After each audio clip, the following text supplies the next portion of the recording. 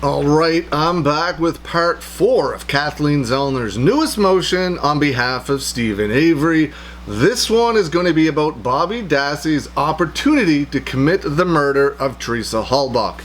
The entire 149-page motion is linked in the description below if you want to go read it for yourself. Alright, so Bobby Dassey's opportunity to commit the murder of Teresa Halbach. The second prong of the Denny test, the opportunity, asks, could the alleged third-party perpetrator have committed the crime, directly or indirectly? In other words, does the evidence create a practical possibility that the third party committed the crime? According to the trial court, Mr. Avery's trial defense counsel has already established that Bobby had the opportunity to commit the murder. The Sawinski evidence greatly strengthens the opportunity argument because Bobby is in possession of Halbach's vehicle where her murder likely occurred. Additionally, the defense theory was that Mr. Avery was framed by evidence being planted in Ms. Halbach's car. The Sawinski evidence that Bobby was in possession of Ms. Halbach's vehicle provides the opportunity access to the items that were used in the frame-up.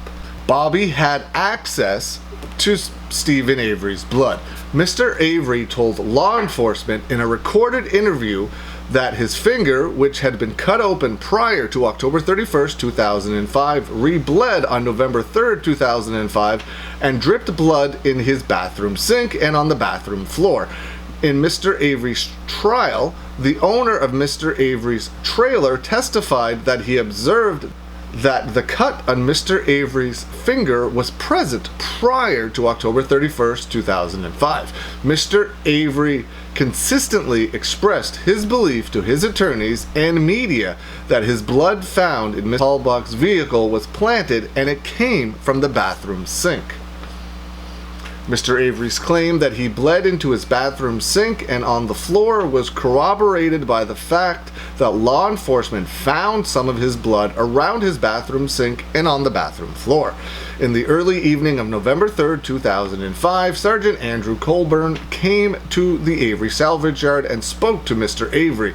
After meeting with Sergeant Colburn, Mr. Avery went to his vehicle and drove to the Dassey residence.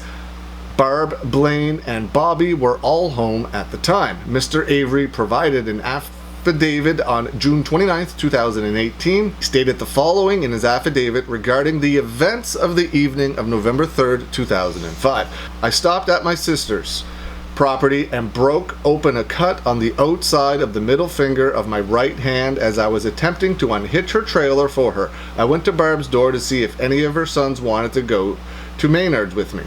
Bobby and Blaine were home. I asked Bobby and Blaine if they wanted to go with me and my brother Chuck to Maynard's. I told both of them that a law enforcement officer had just left the property asking me questions about Ms. Halbach's visit to photograph Barb's van on October 31st. I noticed Bobby was immediately nervous after I mentioned the visit by the officer. He said that he could not go with me to Maynard's and that he had things to do. There was no doubt in my mind Bobby saw that my finger was bleeding. My memory is that Blaine said he wanted to go to Maynard's and that he went with Chuck and me.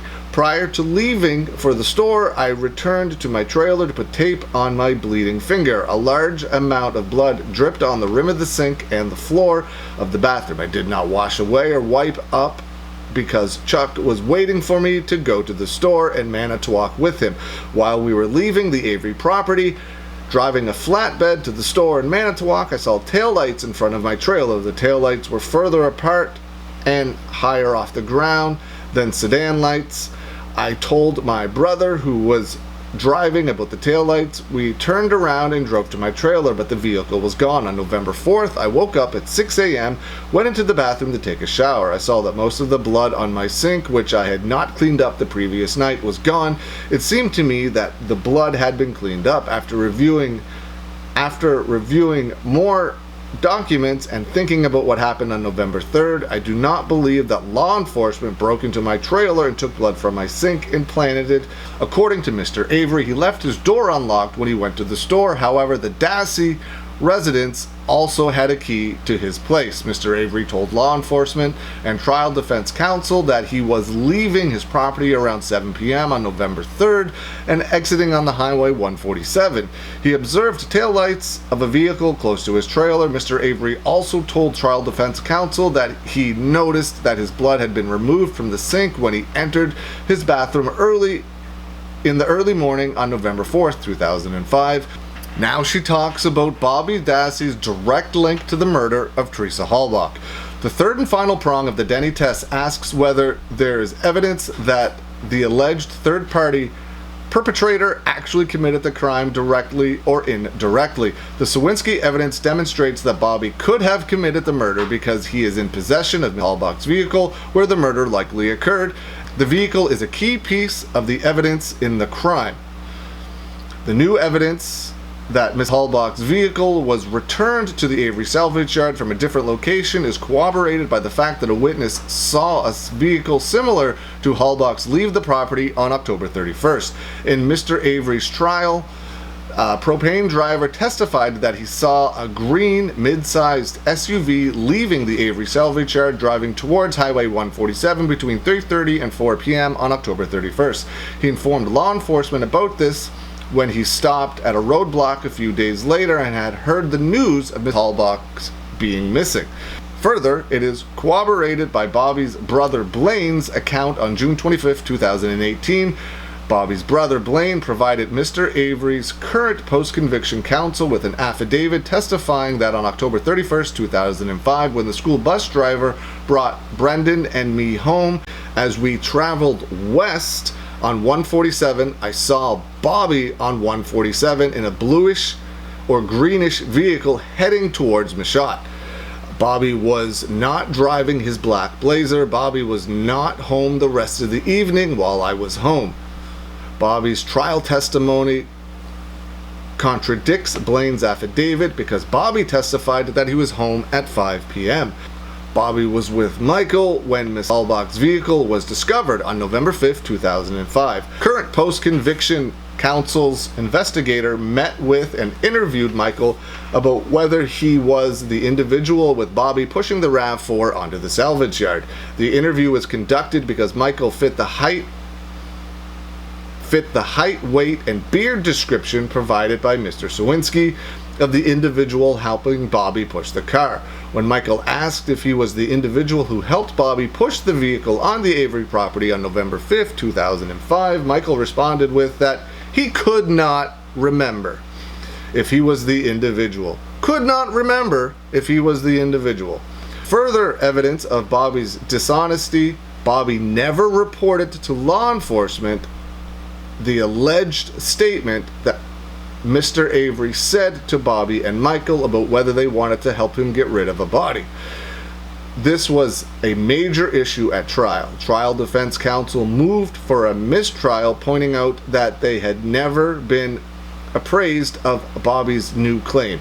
During Bobby's direct examination, prosecutor Ken Kratz asked Bobby, now Bobby, on the 3rd of November, that would be a Thursday, I believe, do you recall having a conversation with your uncle regarding a body? And Bobby said yes. On cross-examination, Bobby testified that Mr. Averys stated this remark about getting rid of a body was in jest on November 3rd, 2005, when he and Michael were in his garage. However, Michael told law enforcement that Mr. Averys made such a statement to them on Thursday, November 10th, 2005. The only time Michael was at the Dassey residence between October 31st and November 11th, when he and Bobby were inside the Dassey garage and Mr. Averys came over. This claim is false since Mr. Averys was arrested on November 9th, 2005.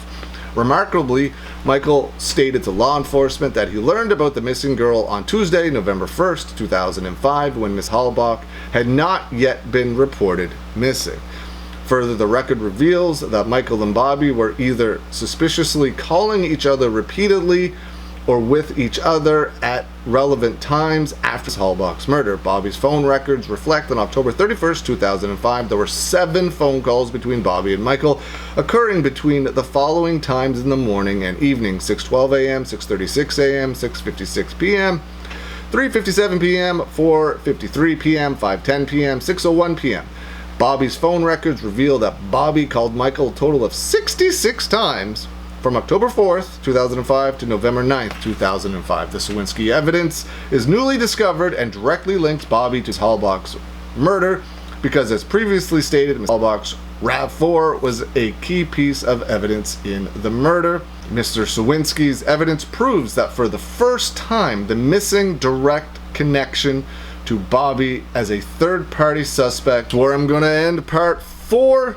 This one appears to be a bit longer of a video. The next one is going to be about reasonable doubt as to Mr. Averys' guilt.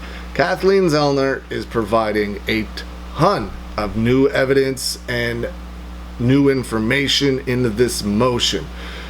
I'm gonna have to go over it again and really digest it all and pick it apart, and man, there's so much to it. It's 149 pages, and it is all linked in the description below if you want to go have a view for yourself. But what do you think? What do you think of this part?